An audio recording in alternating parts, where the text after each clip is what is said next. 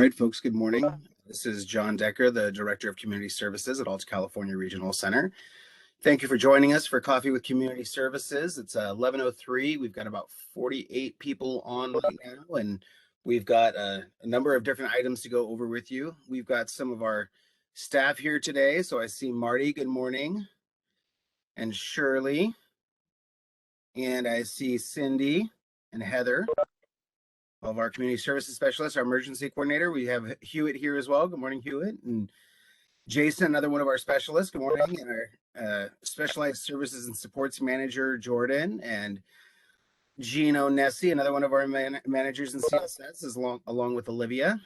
And I see Zach, my assistant, there as well. So good morning, folks. So we've got a number of different items to go over with you today. We're going to talk a little bit about the COVID numbers and where we're at. We're going to discuss rapid test kit distribution items. We're going to talk about PPE a little bit more.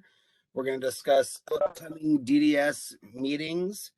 We're going to discuss the DS task force information from the 18th, the DS task force meeting.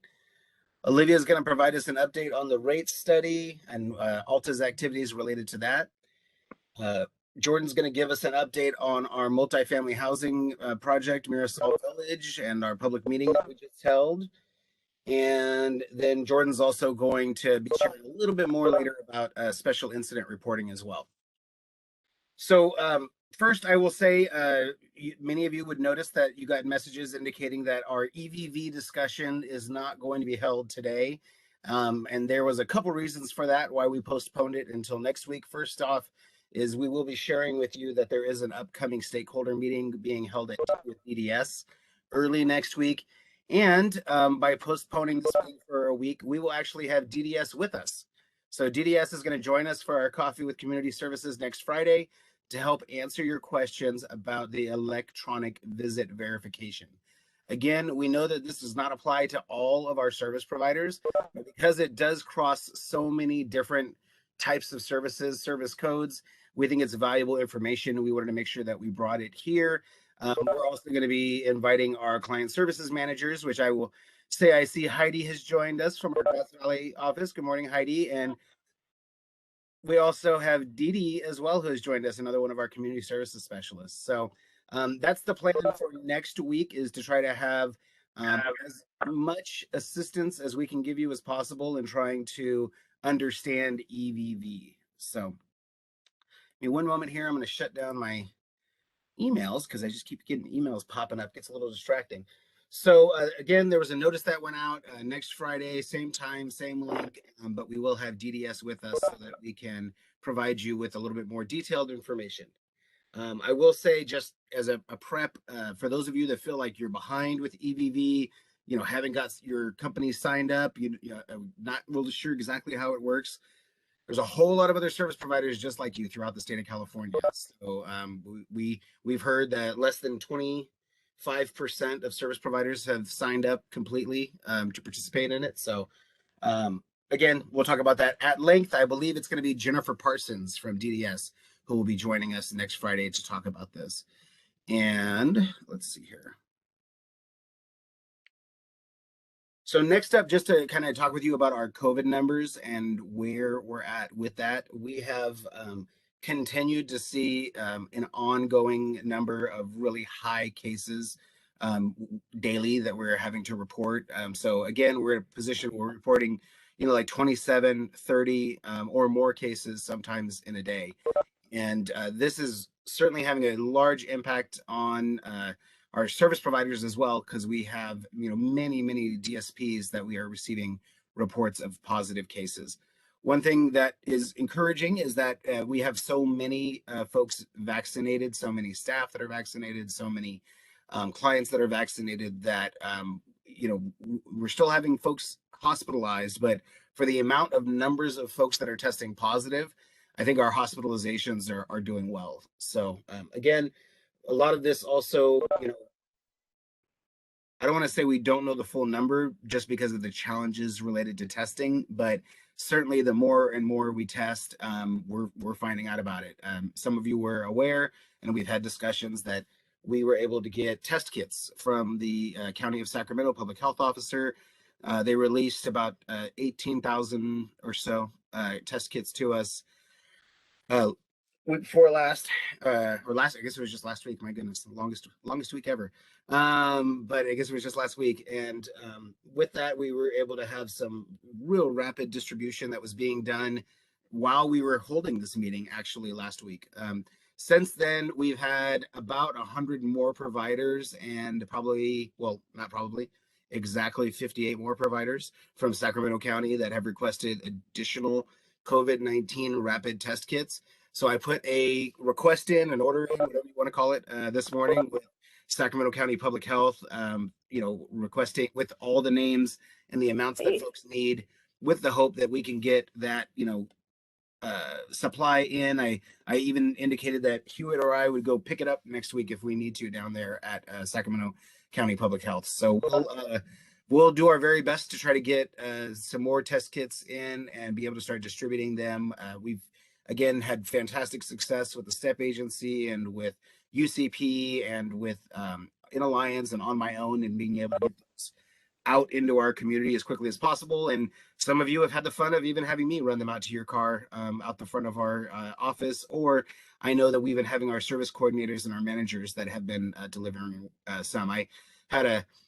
We have a number of new staff, and it's a little bit different when you don't see people like every day in the office. And so I had a service coordinator who I had heard from one of the care homes that they had a client that was in and out of the home constantly and was really a concern about COVID and whether or not, the other clients were going to be at risk because of some of those activities. And there was no test kits that the service provider had, and the service provider did not have any extra staff to like come pick them up. And so like within an hour, one of our service coordinators, who I had not met before, but she swung by, picked up test kits and drove them out along with some masks and surgical masks and N95s. So again, kudos to our Alta staff as well that are also helping with the distribution. And it's very encouraging to me to see new and like younger service coordinators that are ready to jump into it and get these things delivered out to our folks. So again, just it's a big effort on our behalf. We've had about, I would say, probably 20 or 30 service providers outside of the Sacramento area, and we're still in our process of trying to get more deliveries outside of the Sacramento area. So as soon as we have more supplies that are coming in, we're certainly going to be working to get them out to folks. And if there was, I think I saw something that popped up in the chat real quick about folks that are missing them. So the like STEP agency and some of the other ones, they don't, at least the STEP agency, they've distributed what they have. And so don't worry about contacting them directly. If you're looking for it, and just gonna write it down here that you've already checked with me. And so I will follow up on what you need to get filled for Capital Social Services. So thank you. And again, you guys know how to reach out to me if there's some type of issue that is occurring. I know we don't have Dennis Curry on here this morning. Look at that. But Dennis Curry swung by yesterday morning to pick up some boxes directly from me for DDSO yesterday. So I understand that we're trying to do our best and get all these distributed. And we understand that sometimes there's some barriers, but we're trying to do our best to kind of fill in where we can. We did have a few more managers that joined us. I saw Dana that popped in here, and then our Associate Client Services Director, Tracy Brown, is with us this morning as well. Good morning, Tracy. So I guess, Jordan, we need to talk about PPE and how we're going to be changing things after we just announced that we're changing things. So let me kind of give folks, I'll do my best to give folks kind of of where we're at, and you can jump in if I need help. Okay, so we had, as many of you know, we really worked hard during that first year of the pandemic to do a lot of PPE giveaways for folks. Lots of big activities out in front of our building. As we moved toward last winter, when our COVID cases went up and our office kind of emptied out for the most part of staff, we switched to setting up pickups where we would have our client services managers that would assist in pickups at the office in the afternoons. And we were looking at doing that. I think at that time we were doing it 5 days a week. Over this time, the ability to be able to get PPE is a lot different than where it was when Alta was building up our huge stockpile and getting them out to our service providers. That being said, though, we recognize that you can't drive, 10 miles down a highway without a sign that says wear an N95. And so, in looking at DDS's most recent information that they provided during the DS task force meeting, they certainly do have it appears an expectation that the regional centers are going to be continuing to offer PPE opportunities to service providers, and I think and to an extent to families as well. So with that being said, we are working on securing a supply of PPE to our offices and try to kind of figure out the best way to go about doing that, and looking at what we are going to be doing for distribution of that moving forward. Right now, we're looking at 2 days a week and offering it at our office down at Harvard, and also looking at resupplying our outlying offices as well, because I know our outlying offices, all got supplies in the past, and some may need more and some may not. And so we'll figure out what folks have. We have to do a little bit of an inventory next week and see where we're at, and then hope that we can start getting those things offered to folks. I wouldn't say in the meantime, but this is going to be a little bit different than what we did previously, because licensed facilities, whether you're a community care licensed facility, whether you're a care home that is licensed or a day program that is licensed, we're still going to continue to direct you to community care licensing at this time, because they have a large supply of PPE that they can make available for licensed folks. But for those that are, non-residential vendors or residential like FHA, SLS, those types of models, then you would be welcome to go and make in essence that order with Alta for us to fill and get you more PPE. Right now on hand, we've got enough to give you all a bottle of hand sanitizer for the rest of your lives, but we're pretty short on what do you call it? N95s and surgical masks. And I think that's where we're going to really focus. I know we've got, some of the surgical gowns, the isolation gowns. We certainly have face shields. Face shields are not always super popular. I will tell you what, if you're a Yuba City area vendor and you have an interest in some face shields, contact Jazz Mann, the manager up in the Yuba City office, along with Terry, because Jazz has some face shields that she can give away. I think she's got like a whole case of them. So if there is anyone up in the Yuba City area, Easter Seals folks, whatever, anyone that's up there, if you're interested in it, there's face shields. So that's kind of the plan right now, right, Jordan? We're gonna and I think we're rotating ourselves, Jordan, myself, Jean, Olivia. So if you ask for it on Mondays, you'll see one of us out there on Mondays doing the pickups. Mm-hmm. And as we get the supplies, right, and we get this rolling again, the PPE inbox email, right, will be utilized again. Right now, there's still the message saying that we don't have a lot of supplies, but that will be updated as soon as we get our supplies in so that we can get all those scheduled. I'll put the email for the PPE inbox in the chat. All right, and there was a question. The kits that we expired received in July. Yes, all the kits had an expiration date that said July on them. But additionally, we also sent out to everyone the emails that indicate that the test kits that were supplied have a shelf life extension by California Department of Public Health. So those are the ones that we got directly from Sacramento County. And I see that. Thank you so much. Someone put in there that the county stated they're still good to use. I always get a little bit behind on my chat comments, and then let's see. The CCL supply is intended for clients and their visitors, not staff. Interesting. I have not heard that. So let's talk about that, Jordan, and let's verify that, because that I don't think was what we heard from our joint meeting with CCL. So maybe they need to clarify the message with their LPAs, or okay, maybe we need to be updated that it's not available for staff and only available for clients. Okay, perfect. For the tests that are coming from Sacramento County, use them as you deem appropriate. I would encourage you not to break them apart into individual use things. That's not what they're intended for. What they're perfect for is someone that runs an agency that wants to do a bunch of tests of their staff to make sure that their staff are healthy or not. That's really what these 20 count ones are best used for. Separating them out into individualized packages, and Hewitt had the pleasure of doing many of those, and so did Brittany at our office.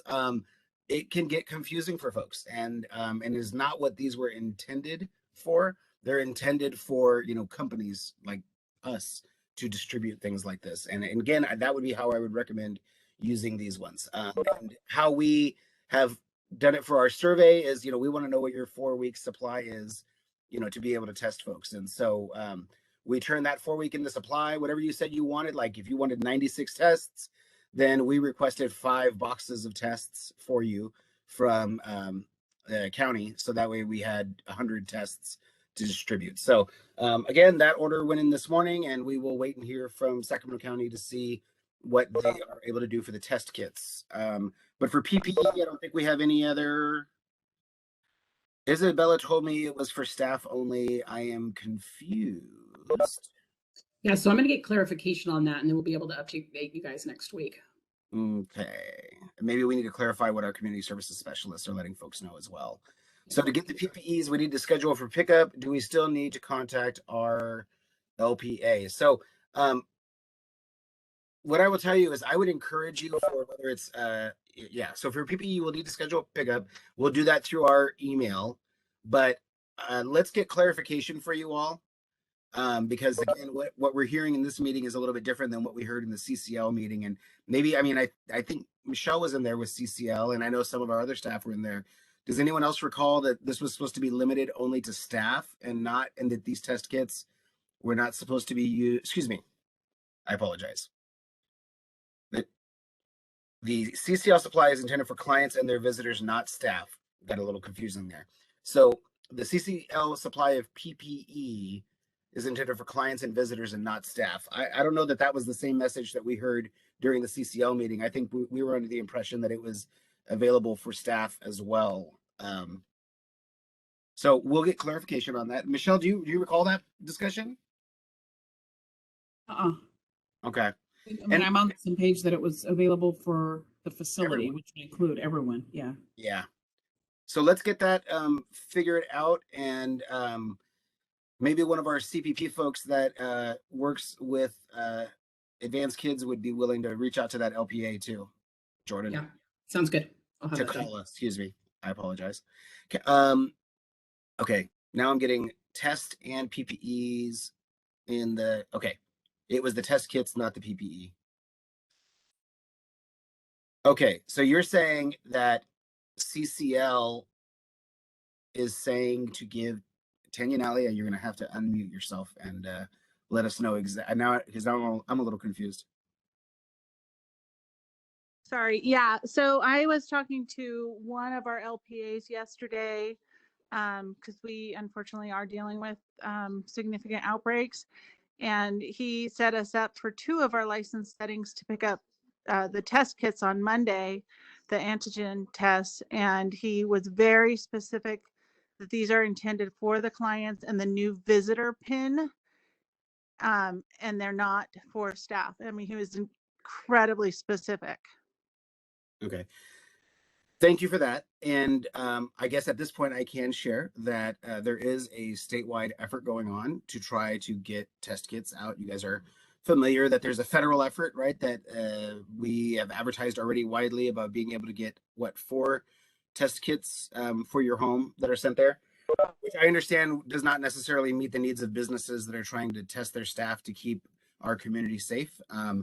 And we can certainly attest to it. These test kits work. I've heard nothing but positive things about the accuracy of these kits. And we've already found them to be useful internally as well, certainly.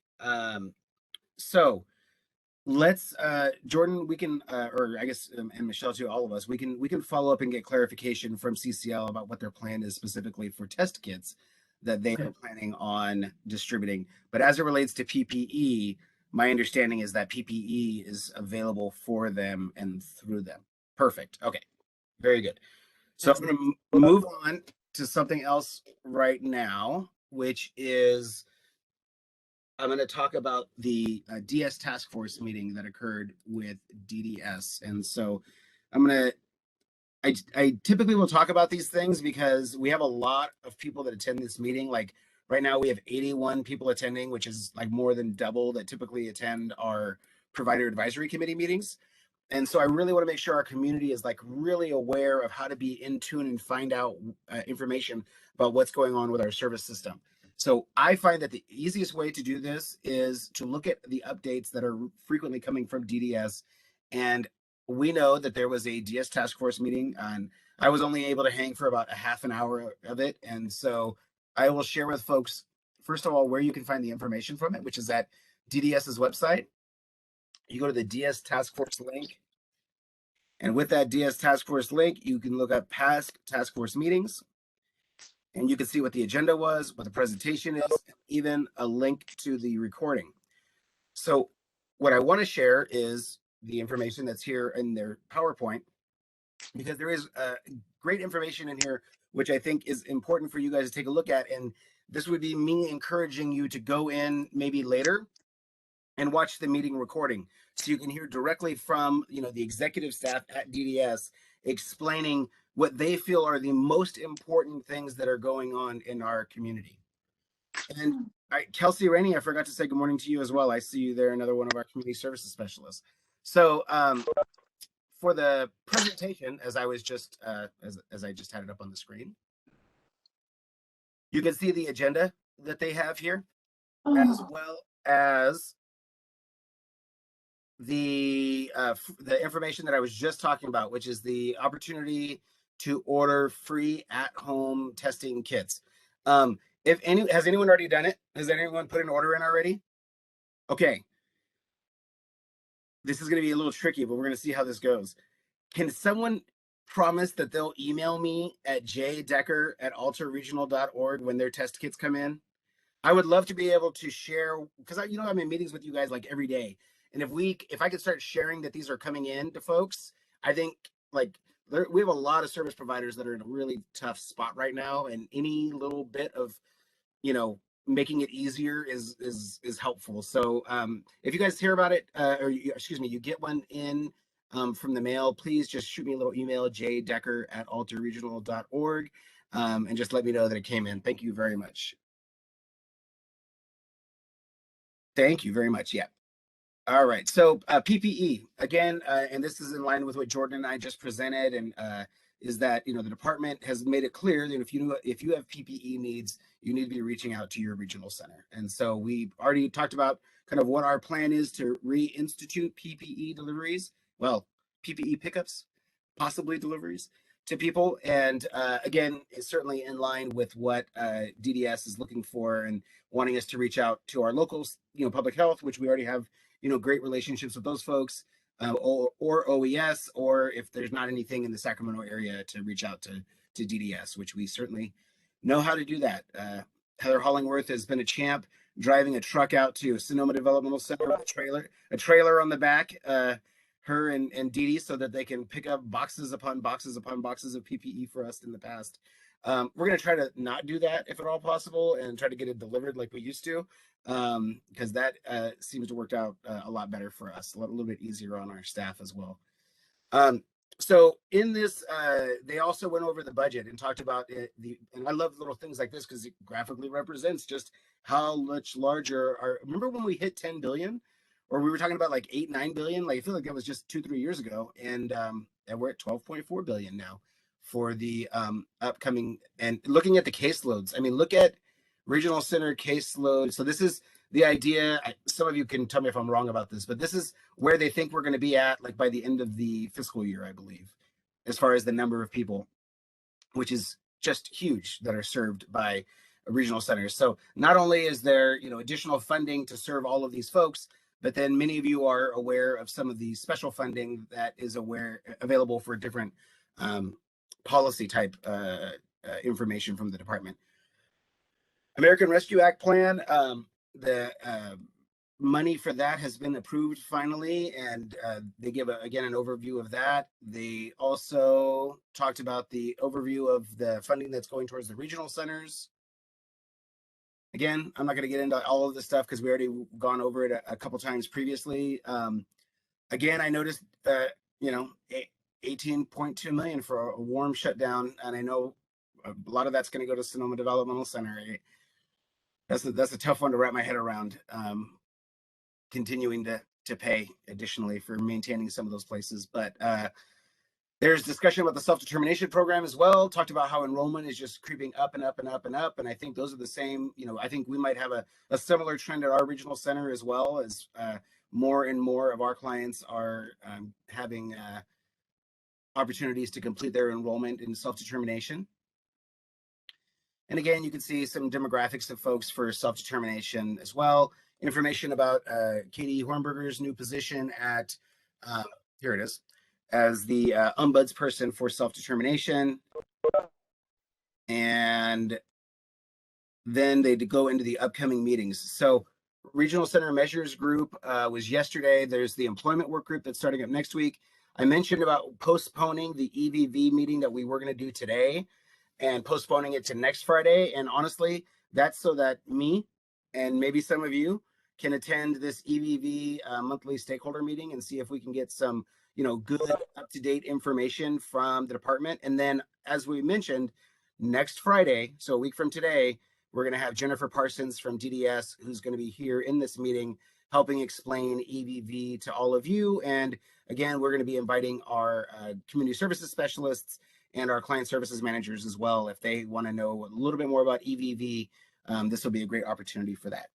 And then you can see the updated dates here. So with that being said, though that is the information that you can find on DDS's website. And that's why I encourage folks, even if you just watch the recording later on, it's tough for us to fit these things in our schedules, but it's nice to be able to have the information.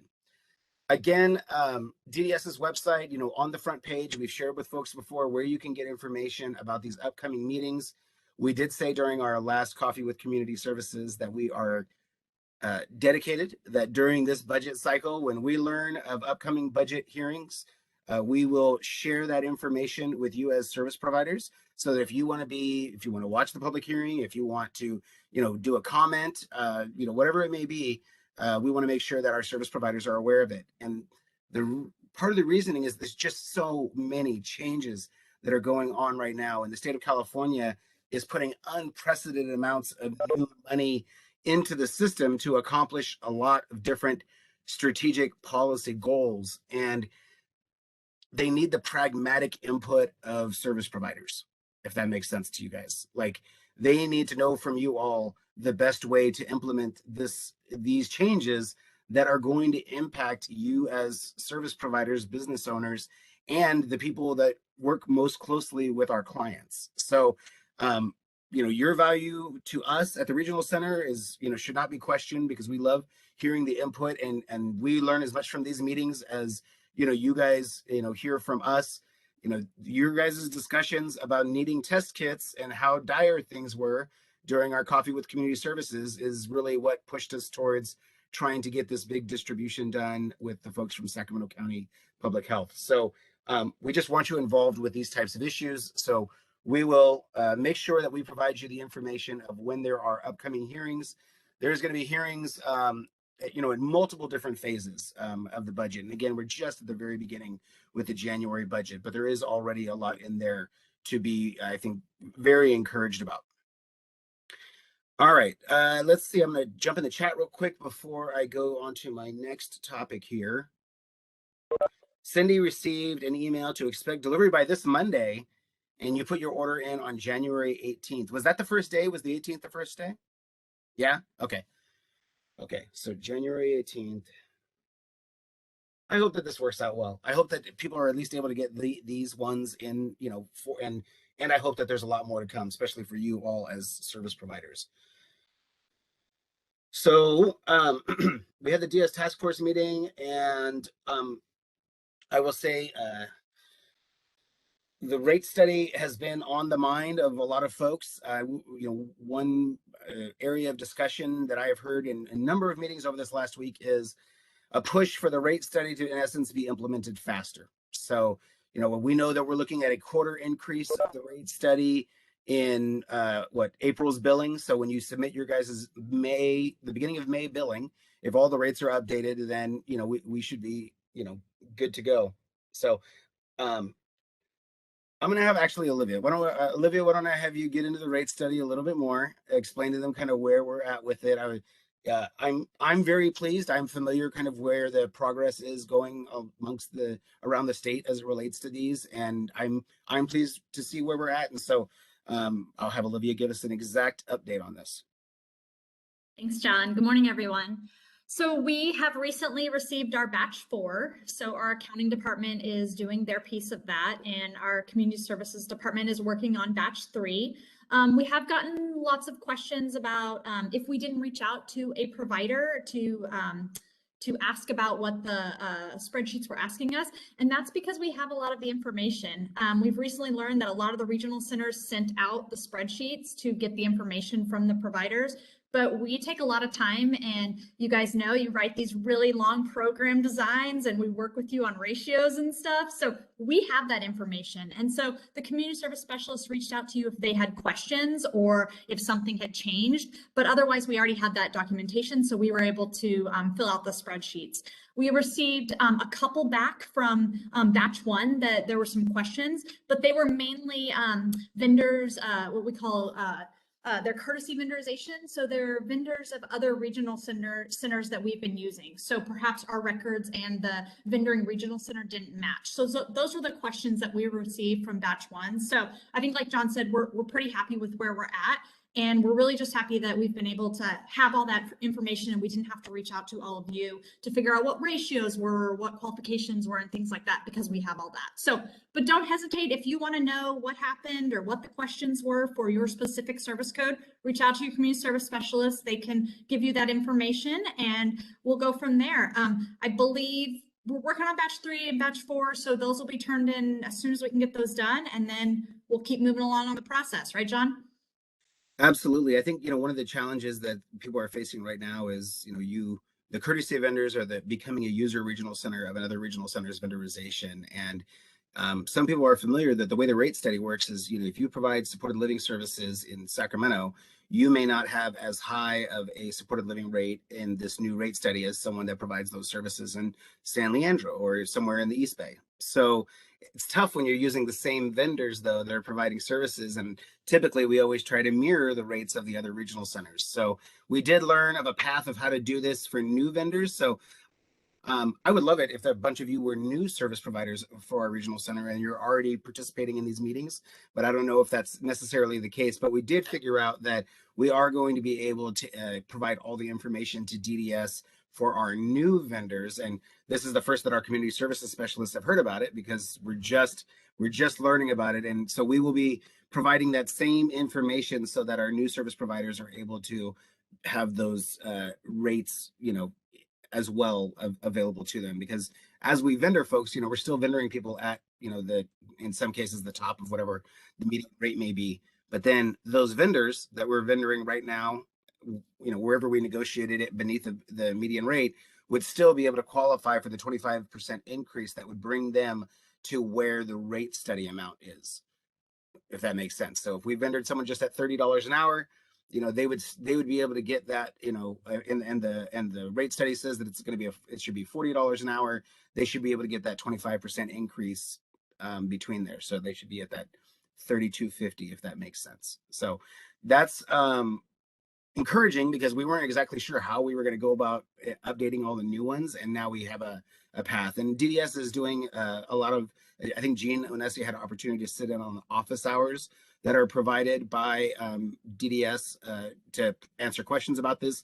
And she just sent me for you IDP programs, the infant development programs. I just saw the message that was sent from our specialist out to you all related to some of the feedback that we got from DDS related to the rate study. I say all this because we don't want to make a bunch of mistakes. And I have already heard of regional centers that have had a bunch of mistakes being turned back to them. And I was pleased that we had not had that yet.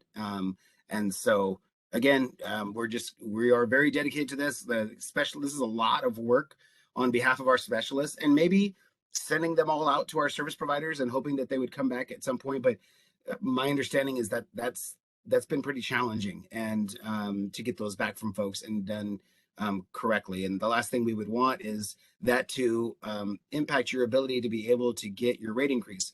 Because if we don't have this information updated, your rate increase will not happen when you do your May billing for the month of April. I just want to make that clear to folks. Like, if this doesn't all get done, what it's going to look like is a retro payment, and hopefully it gets figured out by like May or June. That's not what we want, right? We want it figured out by April so that we've got April rates in for April authorizations that are updated with your new rates. That's what we want to see happen. And so again, it's just a tremendous amount of work by our community services specialists and our managers to go through all of that stuff. Questions about the rate study? So again, as I mentioned, there is ongoing discussions and a desire from service providers in talking to DDS about the rate study increases in essence being condensed, meaning rather than getting like 25% of the rate increase this year, that with all this new revenue, why don't we get 100% of the rate increases, this year? So that is something that is actively being asked in a number of different meetings. I've already heard about it a few times. So it certainly did come up during our provider advisory committee meeting last Thursday as well. So seeing no questions in the chat or anything else about that, Jordan, can you give us? Oh, sorry, go ahead. Yeah. This is Lindsay. I had a question. Yeah. What if the rate we get in April is not what we were expecting or kind of like in alignment with where we thought our rate should have been, like how we thought our program should have been classified? Well, then we're going to have to talk with DDS and try to figure out a way to do it and do a retro payment. Okay. I mean, that right. I mean, that seems like the simplest thing. If we can come to like, if we see that there's some huge disparity and someone messed up somewhere along the line, then you have to have a recourse as service providers to be able to look at these things before they become finalized. And so that would be my assumption, that for a provider where that occurs, it may end up being that your rate is not maybe part of that initial group of rates that hit for billable, and that, for billing, and that we may have to look at that being part of a retro billing authorized back to like April 1st, if that would make sense. Because you have to get the rate increases by April 1st. Like that's the law. So we would have to, in essence, retro pay you back to that time frame. I think that would be the way. I can't think of a different way to do it than that, unfortunately. And then will we be getting new rate letters for each of the ones that are reevaluated or that we're getting increases for in April? Well, and again, I think we have to issue rate letters to folks, just like we, and one of the things we're looking forward to is the updated median rates as well, which I don't even know if I guess they'll still call it the median rates, but I think for our specialists, that'll be really nice when we're looking at vendoring, new people moving forward. So, yeah, we can verify with accounting what the plan is as it relates to that, but we have to have a written record indicating that your rates changed, and the best thing that we've always been able to provide auditors is a copy of your rate letters. So Okay, all right, thanks, John. John, this is Jean. Can I just piggyback on what you guys are saying about the work we're doing on the rate study, then the questions? Yeah, we are really looking at them thoroughly, because we have to go each line item on each subcode to be sure we have something filled in. So we will contact the vendor if we have any questions on those, but we're doing the best we can, like Olivia said, with the information we have, but we're not hesitating to reach out to providers if we don't have the answer or can't find it. So I just wanted to not reassure everybody, but let you know that we're not afraid to ask questions and to contact you. Yeah, and that was thank you, Jean. I appreciate you reiterating that, because that was the original promise that we made to this group, was that we're not going to be sending this in if we're not sure about it. If we can't find something solid, now, granted, the rate letter is going to take precedence always, right? Or excuse me, the vendor file, which the rate letter is part of, is always going to take precedence. Your program design is in there. However, you may have been operating for a long period of time in a different way than your, program design indicates. Then we need to have some discussions about that. And then in a situation like that, we might need to, see if there is different ways that we can handle kind of the disparity that exists. Lindsay's question is great though, and there's a lot of you here. So, there's about 70 of you service providers that are in this meeting. If you have suggestions or if you have ways that you think that we should handle this or something creative that you've heard elsewhere, email us. You can email me at jdecker@altaregional.org if you have a specific thing that maybe you'd like to see us do related to that. So, but again, I think the plan that I kind of discussed seems to be the best way for us to be able to do that. Let's see, and so let's see if any of our managers know this. I think we put out a flyer yet for our POS disparity meetings. I think we got them on the calendar for February, or excuse me, end of March, but I don't know that we have yet sent out a flyer for that. So, Michelle, do you think we sent that out yet? I don't think we did. We have not. Okay, so we'll be getting those out. I think the first one is the last week of March on a Monday, and then the other one's going to be following like a few weeks after that. So as time gets closer to those meetings, we'll make sure that we share them with you. Our last meetings were fantastic. We fully did everything virtually via this platform, and it was just like such a rich discussion. There were so many stakeholders that decided to log in and ask us questions. And I just felt like it was a very good opportunity to explain the things that the regional center is doing and be able to answer folks' questions. And we just had a number of engaged people that has not really been our experience in the past when we've had to hold these meetings like publicly in person in our Brenda Smith conference room, or sometimes we've held them at our outlying offices. And so, again, we always want that feedback. And so we will look forward to sharing the information of when those are coming up. Jordan, I'm wondering if you can give us a little bit of information about how the COVID surge is impacting our SIRs. Yes. So at this time, as you can imagine, right, you guys are all dealing with positive COVID staff and clients, but I just want to, friendly reminder that vendors only have to submit an SIR if a client tests positive or is diagnosed with COVID-19 by a doctor, right? We want to save you guys as much time as well, not filling out SIRs that are not required, right? You're not required to fill an SIR out for any staff. Staff information gets sent to your service coordinators assigned to your homes or your community services liaisons, right? So we can get that information to Lisa West for the staff COVID positive. But the surge that we're seeing right now is bigger than we've seen over the entire pandemic. Our SIR desk is working overtime late into the night to try to meet the deadlines for DDS, and we are definitely having a barrier in meeting some of our requirements for that. So we are going to process SIRs just as fast as we can, because we know you guys are reporting as you should. If you have any questions about whether an SIR needs to be submitted, please reach out to either your assigned facility liaison or your community services support specialist, and we will get you all the information that you need. All right, thank you very much. And I'm pulling up just real quickly the department directives, and the rules for SIRs have not changed since May of 2020. So if you go all the way back to May of 2020, and it says amended requirements for reporting incidences related to COVID-19, and there's a summary, and you can listen to it, and it's got information in different languages, because I think I sent out the Tagalog one and it came out first to folks. Okay. So anyways, the rules haven't changed.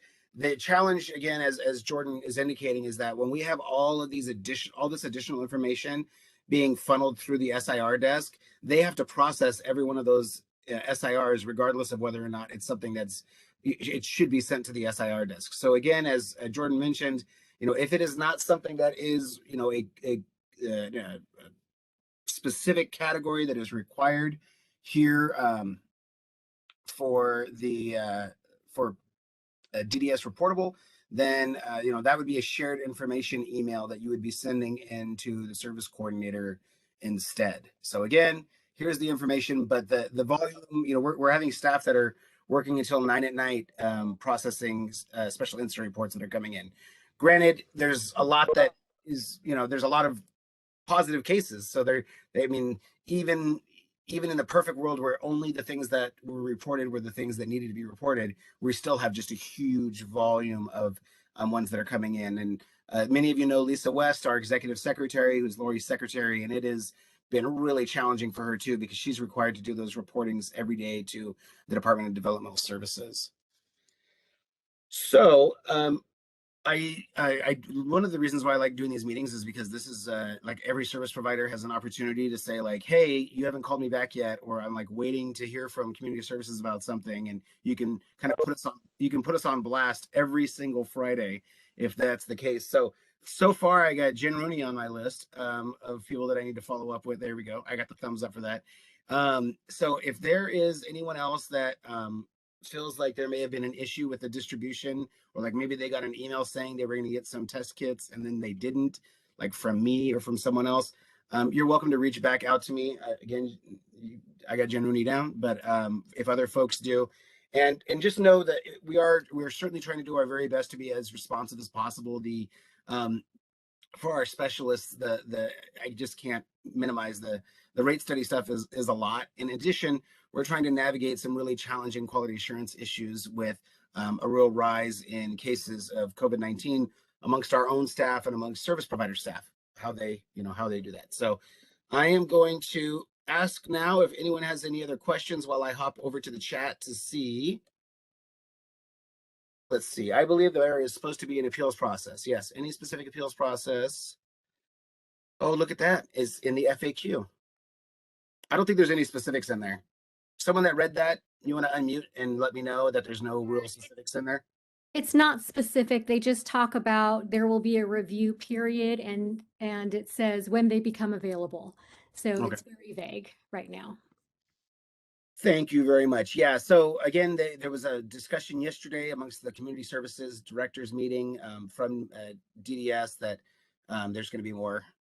There's going to be an opportunity for us to be able to do this. But again, what that specific process looks like has not necessarily been identified. But again, what was shared multiple times was that if there is issues, then we're going to have to resolve this with retro billing, meaning we're going to have to make sure that whatever service provider does not get their rate for whatever it is reason effective April 1st, that we are going to have to work on retro POSs. And you will not get issues from our staff related to retro POSs like this. We'll figure out a way to probably, in this case, automate them through our accounting department so that we can make sure that everyone gets paid what they need to get paid. We've got case management folks on here, and certainly have our emergency coordinator. Is there anything from our case management folks? And Michelle, I don't know if you have anything else to share for this group. I don't, John. Thanks All for the right. space. Well, again, I appreciate everyone logging in, and really looking forward to a rich discussion about EVV next week. And please reach out to your community services specialist for support needs right now. We're working on getting PPE. We're working on getting test kits, and look forward to talking to folks more next week. And maybe I'll see some of you in the EVV training that DDS is doing on the 25th. So have a great rest of your day, folks. Have a great weekend. Oh, I see Zach raised his hand. Do I need to stay on, Zach? I was just going to ask, Jordan, were you going to talk about your thing? John, since we have a couple minutes, can I just say a few quick things about Marisol Village project? Oh yeah, sorry, Marisol Village, yeah. Yes. So I know we only have a few moments left, but we had our first public meeting last night with clients in the community to go over the Marisol project, kind of the application process, right? It was really nice. There was about 58 community members on. It was really great to hear from the clients. Many of them have immediate housing needs, right? They wouldn't be able to wait until the housing units become available in August for Marisol Village. So we're really encouraging those clients and planning teams to work with their service coordinator on housing resources. So just so that you guys know that are supporting clients who want to apply, Zach is going to share the survey links in order to be considered for the lottery, right? Which you have to complete the survey. So once the client completes the survey, they're going to be put on the list. The survey is going to close on Monday, the 24th at 10 a.m. Once that's closed, we will conduct the lottery. Of the about 202 people that have filled out the survey so far, only 30 people will be selected for the lottery. Those 30 people will then apply, do the formal application project for the Marisol Village. And then after the applications are completed, we will find out exactly which, right, about 15 clients, it's 15 units. There's 3 that have double occupancy, but about how many, right? There's going to be about 15 from the 30 who are actually going to get a unit. So just wanted to kind of remind you guys of that. Survey closes Monday morning if you guys are supporting clients who want to get their name on the list for the lottery. We thought about closing it a little bit earlier, but then we had folks that showed up at the public meeting saying, oh, I'm not sure if I'm signed up or not. And we certainly wanted to support those folks. So again, you can find this information on our website by pulling up the newsletter. And you can see the housing interest survey link is right there on the back of the newsletter. All right. Thank you very much, Jordan. I almost forgot about that one. We had so much fun last night with that group. So thank you very much It was for great. making sure, and Zach letting Thank us you, forget Zach. that. So, all right, folks, again, have a great rest of your day. Take care. Thank you for joining us today.